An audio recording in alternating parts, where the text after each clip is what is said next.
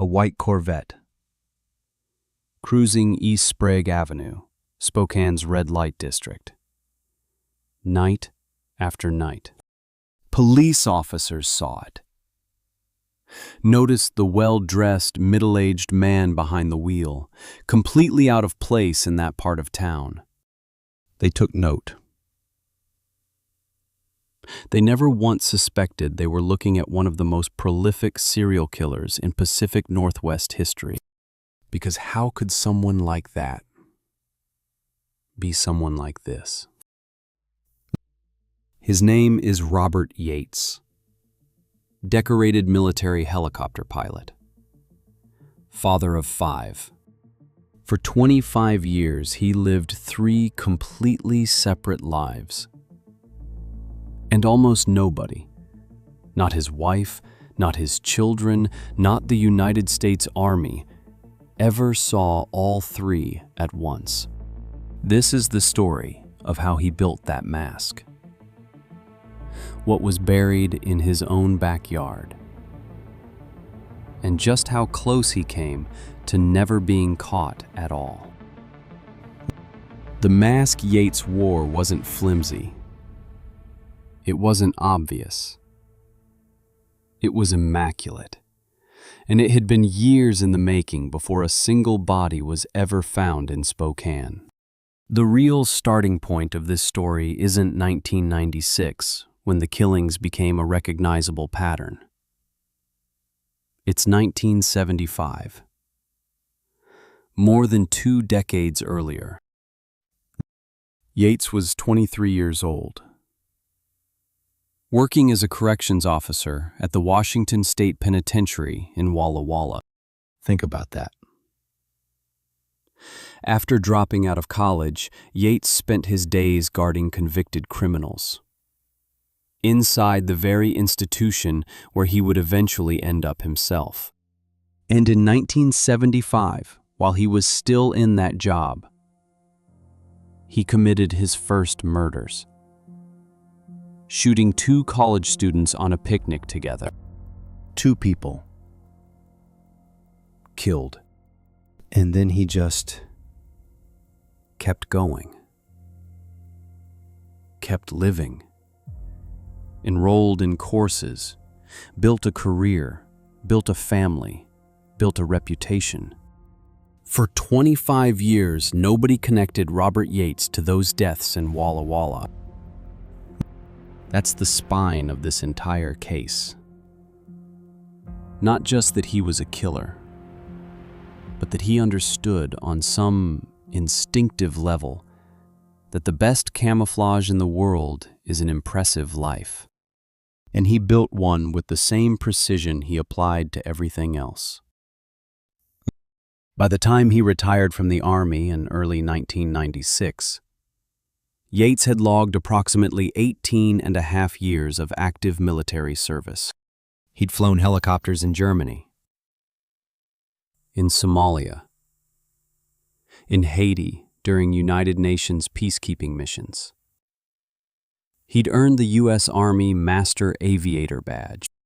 He became so skilled as a pilot that he was promoted to teaching other instructors how to teach flying. A level most military aviators never reach. His father, after the arrest, told reporters the Army couldn't believe what Yates had done, that they considered him one of their top instructors. The military itself was stunned.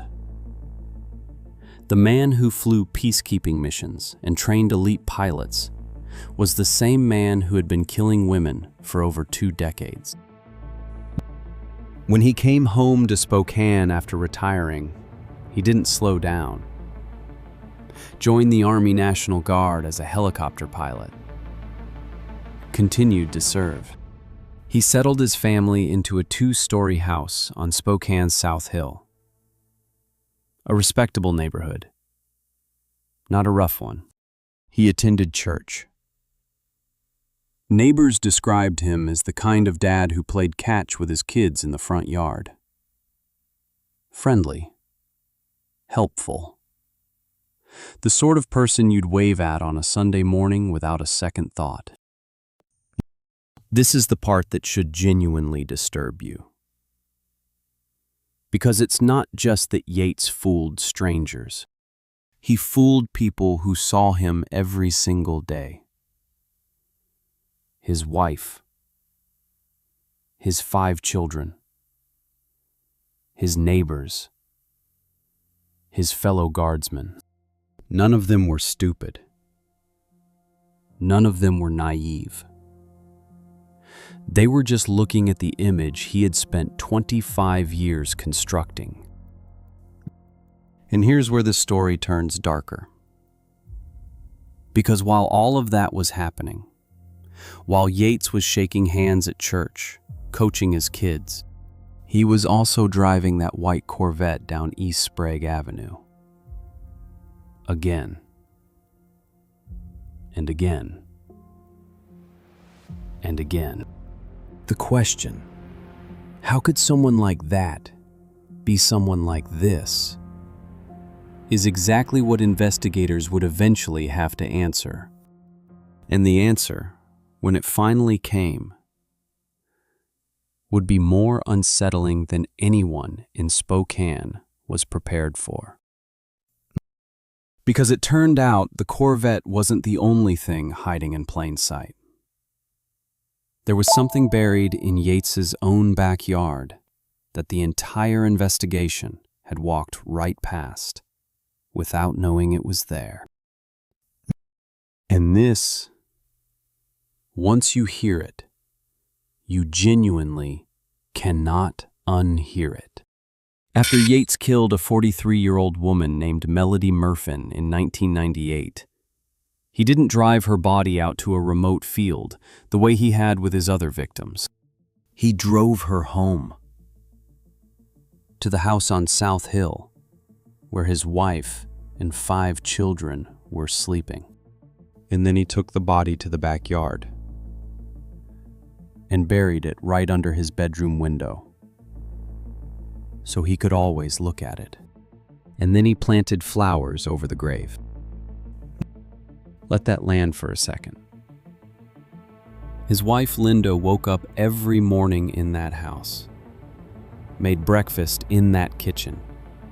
The kids played in that yard. And the whole time,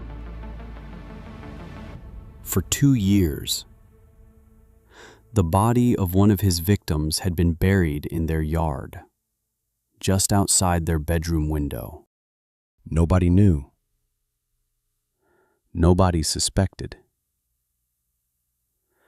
The flowers bloomed right on schedule. Although the house and yard were searched after his arrest, Murfin's remains weren't discovered until Yates himself pinpointed the exact grave location. October 18th, 2000. He drew it out on a yellow legal pad. After prosecutors agreed to the terms of his offer, Yates sketched a map of the yard. Detectives spent about 2 hours digging before they found what they were looking for: Murfin's remains. Buried about 8 inches below the surface, in a bark-covered flower bed, roughly 1 foot from the house's foundation. 8 inches. 1 foot from the wall, under a flower bed, in a neighborhood where people mow their lawns on Saturdays and wave to each other across the fence. When investigators called Linda Yates at work to tell her what they'd found, her response was 4 words. "They called me at work and said that they found a body in your yard. And I said, oh my God." I turned ice cold. That's the moment the mask didn't just slip. It shattered completely. Because Linda Yates, the woman who had shared a bed with Robert Yates for years, who had raised 5 children with him, had believed him. When he came home one night in 1996 with blood all over the back of his van and told her he'd hit a dog, she believed him. She believed him when he said he'd taken the dog to a veterinarian. She also believed him when he said he was going on hunting trips, even though he left the house wearing cologne. Cologne. He was leaving for East Sprague Avenue, wearing cologne.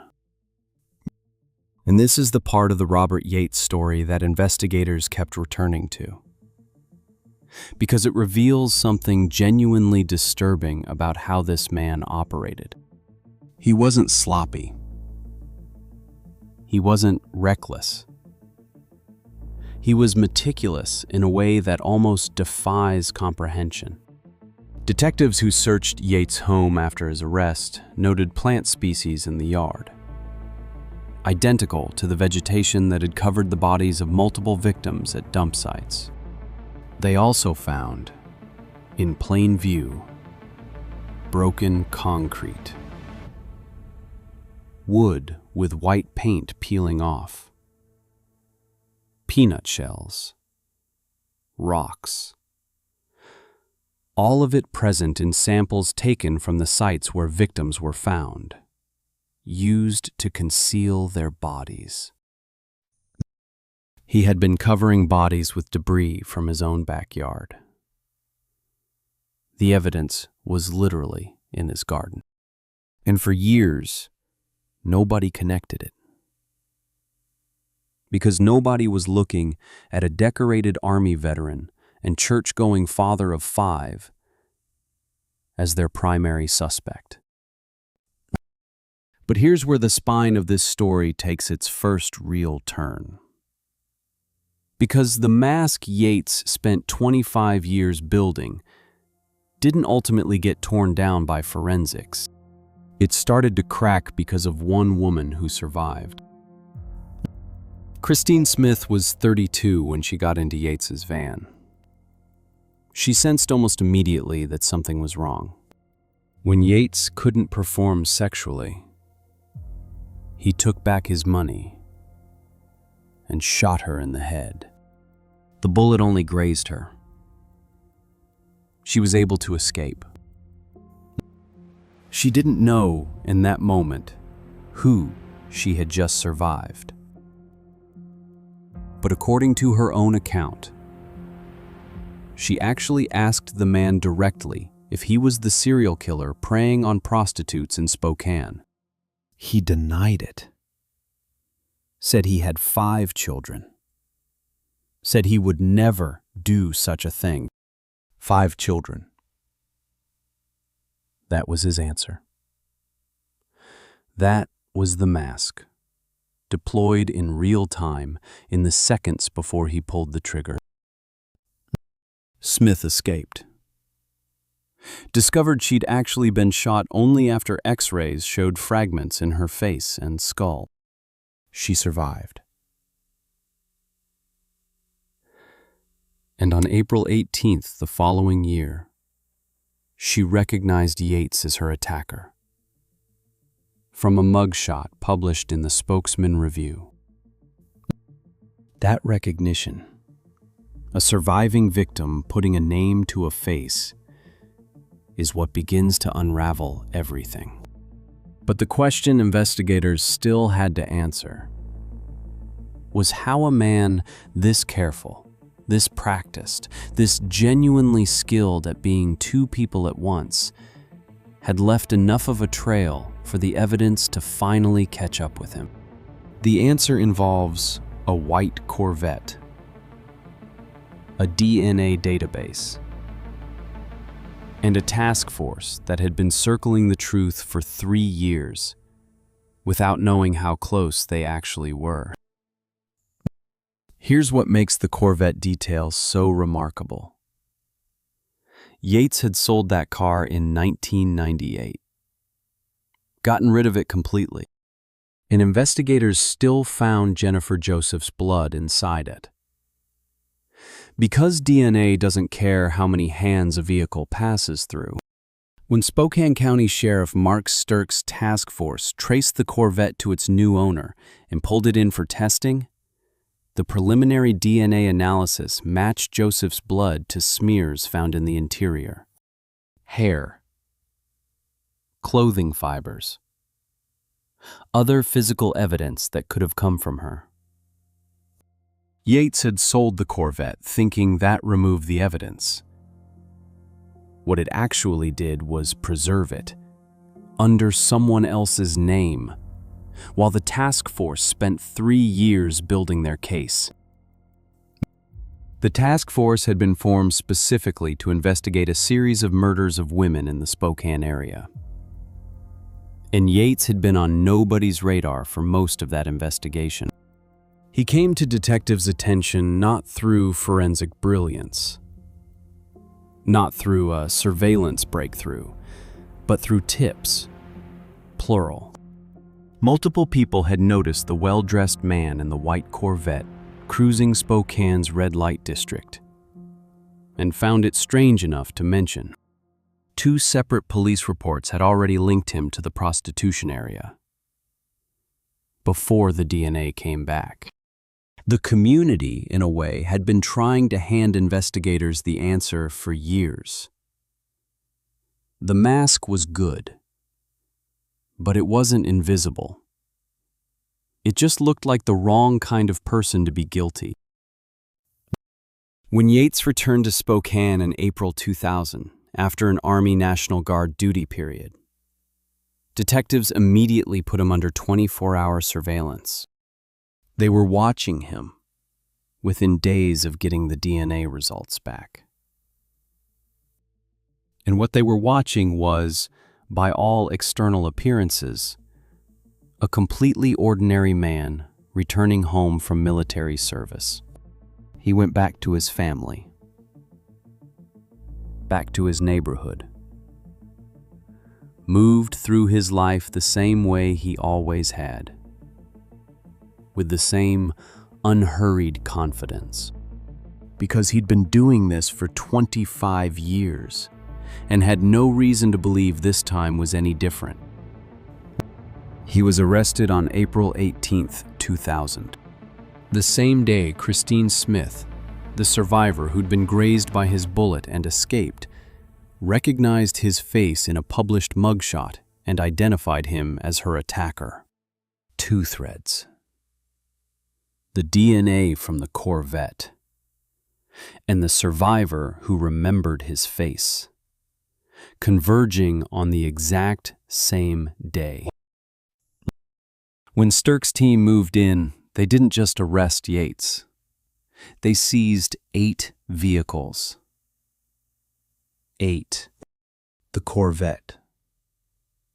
2 vans he'd previously owned. Additional cars, one recovered as far away as Idaho. They began combing his house for fiber and microscopic evidence, looking for a weapon. And they were doing all of this in a house where Yates had been living with the body of Melody Murfin, buried 8 inches below the flower bed outside his bedroom window, for 2 years. The task force had walked past that yard. Neighbors had walked past that yard. His own children had played near that yard. And the flowers Yates had planted over Murfin's grave had kept blooming through 2 full growing seasons, without anyone understanding what they were marking. What investigators found when they finally searched those 8 vehicles and dug through that house was a portrait of a man who hadn't been living a double life, so much as a triple one. There was the military veteran, decorated, respected. There was the church-going father on South Hill. And then there was the third version, the one that existed only on East Sprague Avenue after dark. The one that had been operating since 1975 without interruption. 3 identities. 1 man. And the number investigators initially presented to the public, a dozen, was already starting to look like a serious undercount. When Spokane County Sheriff Mark Stirk stood in front of cameras in April 2000, and told the public that DNA linked Robert Yates to at least a dozen murders, with physical evidence connecting him to 4 more. The press ran with the figure. 12. Maybe 16. A horrifying number by any measure. But investigators working the case knew something the public didn't yet. The task force had actually been formed to probe the deaths of 18 women across Spokane and Tacoma. And the geography of Yates's military career, his National Guard postings, his hunting trips, his long absences, created a map that extended well beyond the streets of Spokane. The plea deal that eventually came together in Spokane County confirmed 13 murders, 13 women. All of them solicited for sex. All of them shot in the head. All of them disposed of in rural areas, like they were problems to be managed rather than people to be mourned. And then Pierce County came forward with 2 more. 2 additional murders. 2 additional convictions. This time, no plea deal to soften the outcome. Pierce County sentenced Yates to death. So the final accounting, the number the Washington state legal system ultimately put its name on, was 15. 15 confirmed victims across 2 counties, spanning roughly a quarter century of killing. And even that number carries an asterisk. Because Yates himself, during the plea negotiations, referenced the 1975 murders, the 2 college students he'd shot on a picnic in Walla Walla, before he ever joined the Army, before he ever flew a helicopter, before he ever built the reputation that would shield him for the next 2.5 decades. Those 2 murders were never prosecuted as part of the Spokane or Pierce County proceedings. They exist in the record, acknowledged, and yet somehow adjacent to the official count in a way that should make anyone uncomfortable. What that means practically is this. Robert Yates spent 25 years killing people across multiple jurisdictions, multiple life chapters, multiple identities. And the legal system, even after catching him, only formally reckoned with 15 of those deaths. The architecture of his double life was so complete, so compartmentalized, that even the prosecution couldn't fully excavate it. And Yates understood this. He wasn't a passive participant in his own legal proceedings. When he eventually challenged his Spokane County sentence, arguing, correctly, that 2 of the charges were technically wrong, he did so knowing it could backfire catastrophically. The Washington Supreme Court ruled that while he was technically right about the sentencing error, he could not withdraw his guilty pleas. And because he'd challenged the sentence, the plea bargain provision that had protected him from execution in Spokane County was now potentially back in play. The Spokane County prosecutor at the time said he'd discuss with his staff whether to file the 1 remaining murder charge that could lead to the death penalty. Yates had tried to use the legal system's precision against itself. And the system turned that precision right back around on him. The death sentence he was ultimately facing came from Pierce County.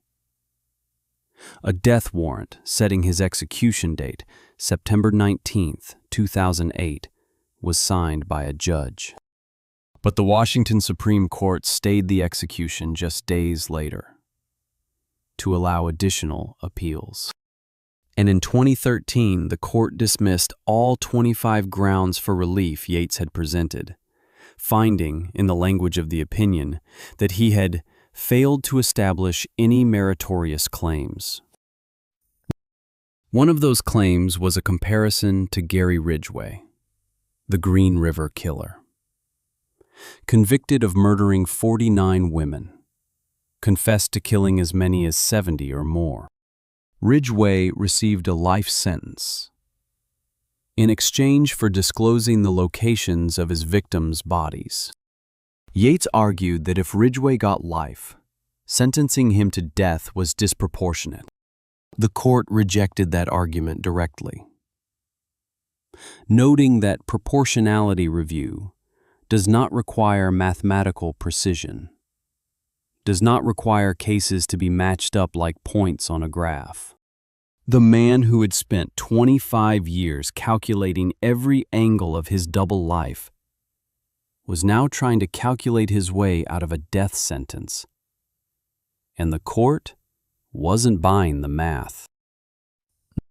He is serving life in prison without the possibility of parole.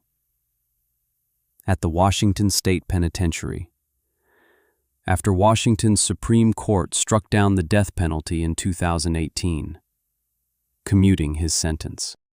The white Corvette is long gone.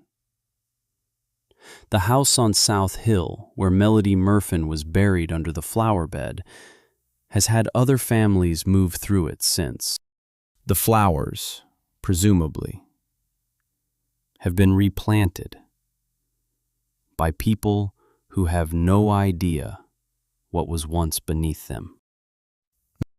But the question this case keeps pulling you back to, the one Christine Smith's survival raised, that the Corvette's DNA answered, that the backyard burial made viscerally real, isn't really about Robert Yates at all. It's about the gap between who a person appears to be and what they're actually doing. And the genuinely unsettling thing about that gap, the thing that makes this case matter beyond the horror of the body count, is that Yates didn't find some unusual exploit in human nature. He used the most ordinary one available. He was impressive. And impressive people, as it turns out, are the hardest ones to look at clearly. Because here's the thing that nobody in Spokane talks about enough. Robert Yates was not invisible. He was not some ghost who moved through the city without leaving traces. He left traces constantly. The problem was that every single institution that should have caught those traces looked at the man attached to them and decided the traces must mean something else. Start with the military.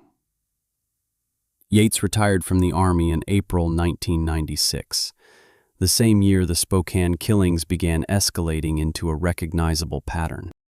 He had served 18 years, flown in Somalia and Haiti, earned the Master Aviator badge, risen to the level of training other instructors. Not one person inside that structure, across nearly 2 decades of proximity, had flagged anything. The institution specifically designed to evaluate human performance under pressure, that runs psychological assessments, that monitors conduct, that requires sustained excellence in high-stakes environments, produced no alarm. Because Yates was, by every measurable military standard, exactly what he appeared to be. Excellent. Then there's the church, the neighbors on South Hill, the school where his 5 children were enrolled. Every social institution a community uses to sort its members into trustworthy and untrustworthy had processed Robert Yates and filed him under trustworthy, not reluctantly, not with reservations, with enthusiasm. He was the kind of neighbor people pointed to when they described what the neighborhood was like. And then there was the police. Not the task force. The ordinary, day-to-day police presence on East Sprague Avenue. The officers who patrolled the red light district where Yates spent years cruising. In a car that, by every account, looked completely out of place. A flashy white Corvette. A well-dressed, middle-aged man. Officers noticed. 2 separate police reports were generated linking Yates to the area. And still, for years, nobody ran the thread all the way back to the man driving it. Because the profile in their heads, serial killer, predator, monster, did not match the profile standing in front of them. Decorated veteran, church-going father, army instructor. That mismatch is not a failure of intelligence. It is a failure of imagination. And it's the most important lesson this case leaves behind. Because it is not unique to Spokane in 2000, it is the structural vulnerability that cases like this one exploit every single time. What Christine Smith's survival ultimately forced into the open, beyond the identification, beyond the mugshot, beyond the arrest, was proof that the mask had seams, that Yates, for all his precision, had not been as invisible as he believed. Smith had looked at him in the moments before he pulled the trigger and asked him directly whether he was the killer. He answered with his children. 5 kids. Would never do such a thing. And she had almost believed him. Almost. Which means she had also, on some level, not quite believed him. Her instinct was correct. Her survival was not luck alone. It was the result of a woman trusting something her brain was telling her, even when every external signal said the man in front of her was not the threat. The task force that finally arrested Yates on April 18, 2000, had been working the case for 3 years. 3 years. 18 murders. Tips and surveillance and dead ends. And when the arrest finally came, it came not from a single brilliant investigative breakthrough, but from the accumulation of exactly the kind of evidence Yates had spent 25 years trying to prevent from accumulating. A sold car that still held blood. A surviving victim who remembered a face. A backyard that held more than flowers. Robert Yates was sentenced to 408 years in Spokane County. Then death in Pierce County. The Washington Supreme Court in 2013 dismissed every appeal he filed. He remains at the Washington State Penitentiary, the same institution where, in 1975, he had worked as a corrections officer before any of this began. Before the Army. Before the medals. Before the Corvette. Before the flower bed on South Hill. 25 years. 15 confirmed victims. One man who understood that the best place to hide something monstrous is directly behind something admirable. And the reason this case still matters, the reason it pulls at something genuinely uncomfortable in anyone who sits with it long enough, is that it does not end with the reassurance that the system worked. It ends with the recognition that the system only worked because a woman survived a bullet, because a car sold 2 years earlier still had blood in it, and because the tips that finally pointed investigators at Yates had been sitting in police reports for years before anyone connected them to the right name. The mask held until it didn't. And the only honest question this case leaves you with is how many others are still holding. If this one got under your skin, subscribe, because the next one is already on screen.